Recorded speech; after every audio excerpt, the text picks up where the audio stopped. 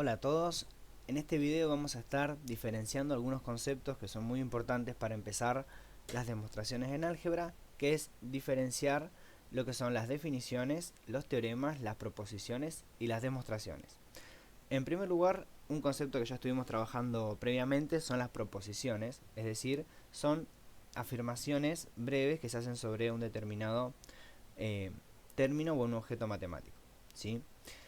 Casi siempre utilizamos el ejemplo de una proposición P o una proposición Q que afirma un determinado suceso. En este caso vamos a tomar la proposición P de que hoy es lunes. Es una afirmación de la que yo puedo decir si es verdadera o es falsa. Y en el caso de Q, digamos, hoy llueve. Estoy afirmando algo y de nuevo puedo comprobar o puedo determinar si esa proposición Q es verdadera o es falsa. Vamos a ir entonces con otro concepto que es un poco más concreto, ¿sí? No son las proposiciones, son las definiciones. Acá tenemos que una definición es una explicación exacta y sin ambigüedad del significado de un término u objeto matemático, ¿sí? Esto quiere decir que si yo voy a definir un determinado término o un objeto, la no ambigüedad me dice que ese término no puede ser dos cosas a la vez que sean opuestas, ¿sí? A veces hay diferentes definiciones o con diferentes palabras de un determinado término u objeto, pero esas definiciones no pueden ser ambiguas entre ellas. Para dejar esto más en claro, vamos a ver algunos ejemplos, ¿sí? El primero es la definición de que un número entero n va a ser par si existe un entero k tal que ese número n es igual a 2 por k. Acá esta definición está en un lenguaje algebraico abstracto y para esclarecer un poco el contexto puse un ejemplo concreto con números. En este caso yo tomé el 8, que es un número entero par, y lo podemos comprobar o lo podemos afirmar, ya que existe otro número entero, en este caso es el número 4, tal que el número 8 original es igual a 2 por 4. Pasemos entonces a la definición 2, que nos dice que un número entero n va a ser impar si existe otro número entero k, tal que el número n es igual a 2k más 1, ¿sí? En este caso yo utilicé el número 15, es un entero impar, ya que puedo probar o puedo decir que existe el entero 7, tal que el 15 es 2 por 7 más 1, ¿sí? En este caso, en la definición 2, cabe aclarar que el formato de número entero impar es 2k más 1, pero en algunas ocasiones va a convenir o puede llegar a servir utilizar el 2k menos 1, ¿sí? Porque en este caso, si yo utilizo el número entero k igual a 1, tendría 2 por 1, 2, menos 1, 1, ¿sí? Este formato de número impar, cuando tiene la resta, me permite construir o me permite acceder a el número 1, que sabemos que es impar, ¿sí? Igualmente, si estoy utilizando enteros para poner en el lugar de k, puedo decir que si yo tomo el entero k 0, sería 2 por 0, 0, más 1, 1, ¿sí? Así que puedo acceder con los dos formatos a todos los impares. Bien, pasamos entonces a una aclaración importante, que es que gracias a la definición 1 y 2 yo puedo observar que el conjunto de los números naturales y también el de los enteros, todos los números van a ser par o impar, pero no ambos a la vez, ¿sí? Si yo ubico los enteros en una recta numérica, voy a ver que siempre a un número par le sigue un número impar y a un número impar le sigue un número par. Entonces son definiciones que no se contradicen entre ellas, ¿sí? Me da una cuestión de orden que me permite construir los números enteros. Después, tenemos una aclaración importante, que es que estas definiciones pueden aparecer como proposiciones condicionales, pero muchas veces es conveniente o es adecuado expresarlas como un bicondicional, ¿sí? Vamos entonces a redefinir nuestra definición número 1, que sería que un número entero n va a ser par si y solo si existe un entero k tal que n es igual a 2 por k, ¿sí? Pasamos de tener un condicional a tener un bicondicional. Entonces tenemos una definición, se va a expresar como un proposicional condicional, pero por convención se interpreta como proposición bicondicional, ¿sí? Tenemos algunas definiciones más para trabajar e ir charlando entre todos.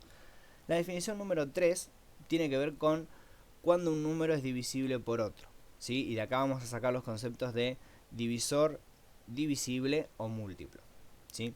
Tenemos que, dado dos números enteros, a y b, si el número b, es decir el segundo, es igual al primero por otro número entero, que en este caso es el entero número c, vamos a decir que entonces que a divide a b, ¿sí? Por lo tanto podemos escribir a con esta barrita vertical, b, que eso quiere decir a divide a b.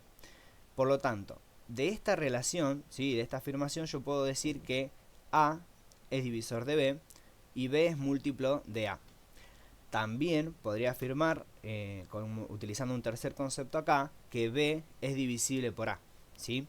Si a es divisor de b, b es divisible por a, ¿sí? Son conceptos o relaciones recíprocas, podríamos decir. Bien, acá puse un ejemplo que tomé el número 6 y el número 24. Los dos son números enteros, en este caso naturales, y yo puedo afirmar que el 6 divide al 24 porque existe el entero 4, tal que 24 es igual a 6 por 4, ¿sí? Si quisiéramos sacar todas estas relaciones y los conceptos de los que hablábamos recién, yo de esta escritura puedo sacar que 24 es múltiplo de 6 y de 4, y a su vez 6 y 4 son divisores de 24. También puedo afirmar que el 24 es divisible por 6 y por 4, ¿sí? Acá está, digamos, de manera implícita el concepto de divisor o de divisible, que es que si yo un número lo divido por otro entero y tengo resto 0, ahí puedo afirmar que ese número es divisor. Pasemos entonces a la cuarta definición, que nos dice que un número natural p, en este caso, es primo si sus únicos divisores son el 1 y p. Esta definición nos afirma que los números naturales van a ser primos cuando tengan solamente dos divisores, sí mismos y el número 1. Yo acá puse un ejemplo, que es el 4, que tenemos el número natural 5, es primo.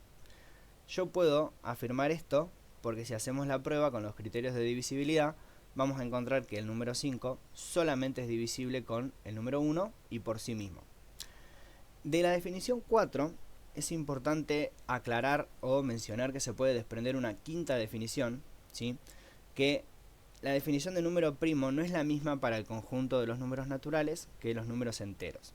En el caso de los números enteros, los números primos, en vez de tener dos divisores, tienen 4, que son los divisores triviales tanto como en el conjunto natural, ¿sí? La diferencia sería entonces que un número entero, p, va a ser primo si sus únicos 4 divisores son el 1, el menos 1, sí mismo y su opuesto, es decir, cambiado de signo, ¿sí? Si pusiéramos un ejemplo 5 en este caso, el número menos 6, por ejemplo, no, menos 6 es compuesto, menos 7 es un entero primo, ya que sus únicos 4 divisores son 7 y menos 7, es decir, su opuesto, y el menos 1 y el 1. Ahora pasemos entonces a lo que son los teoremas. Un teorema, acá nos dice la clase, es una proposición matemática que es verdadera y puede ser, y ya ha sido verificada, como verdadera. Normalmente nosotros estuvimos viendo en clase que los teoremas son proposiciones condicionales del tipo P entonces Q. Pero el enunciado puede no estar escrito de manera explícita como condicional, entonces yo ahí necesito transformarlo y reformularlo para que sí me quede un condicional y poder tener mucho más en claro quién es P y quién es Q, ¿sí? Entonces, cuando yo tengo mi formato del condicional, P entonces Q, la proposición P, que antes la llamábamos antecedente, ahora la vamos a llamar hipótesis. Y nuestro consecuente Q se va a llamar tesis. Estos conceptos son importantes porque me van a servir más adelante para empezar las diferentes formas de demostración, ¿sí? Yo casi siempre puedo partir de mi hipótesis y voy a buscar llegar a mi tesis. Acá es importante aclarar que no todos los teoremas son una proposición condicional. A veces algunos van a tener un formato de bicondicional, es decir, un formato de P, si, solo si, Q. Pero en este caso, si yo quiero trabajar con un teorema condicional, puedo sacar los dos condicionales a partir de este bicondicional, es decir, me va a quedar P entonces Q y Q entonces P. También es importante aclarar que a veces otros teoremas son simplemente proposiciones P. En este caso tenemos el caso de existen infinitos números primos. Entonces, de manera de conclusión, tenemos que todos los teoremas yo puedo distinguir tres partes.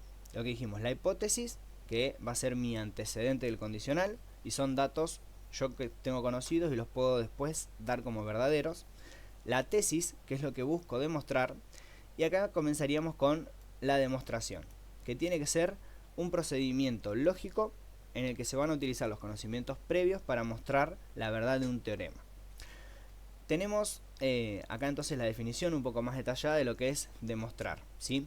Demostrar es hacer una deducción, una demostración matemática, es una sucesión coherente de pasos que, tomando como verdadero un conjunto de premisas llamado hipótesis, que ya definimos previamente, y eso me va a permitir asegurar la veracidad de una tesis. Los pasos tienen que estar fundamentados en la aplicación de reglas de deducción, fundadas ya sea en axiomas o en teoremas previamente demostrados o en reglas básicas de deducción del sistema en cuestión.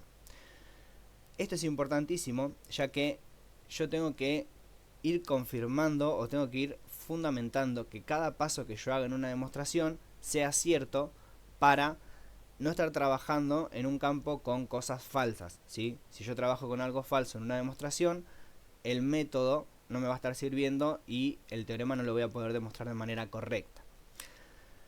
El hecho de no conocer ninguna demostración de un teorema no implica su no veracidad. Solo la demostración de la negación de este resultado implica que es falso, ¿sí? Pasamos entonces a simplificar un poco la demostración de un teorema, ¿sí? Si yo quiero demostrar un teorema, puedo simplificarlo a demostrar que un condicional es verdadero, es decir, tengo que probar que valor de verdad de P entonces Q es verdadero. Dice acá también la última aclaración que no hay un único método para demostrar los teoremas. Existen varios. En este caso vamos a empezar por tres, que va a ser el método directo, el método indirecto contra recíproco y la reducción al absurdo. Cada uno de estos métodos tienen una forma de estructurar el teorema y de empezar a tratar de demostrarlo para llegar a la conclusión de si el teorema es verdadero, ¿sí? Bueno, hasta acá finaliza este video. Fue un poco largo ya que hay muchos conceptos y muchos ejemplos a trabajar para ir aclarando todo mucho, pero espero que les haya servido, ¿sí? Y un saludo para todos.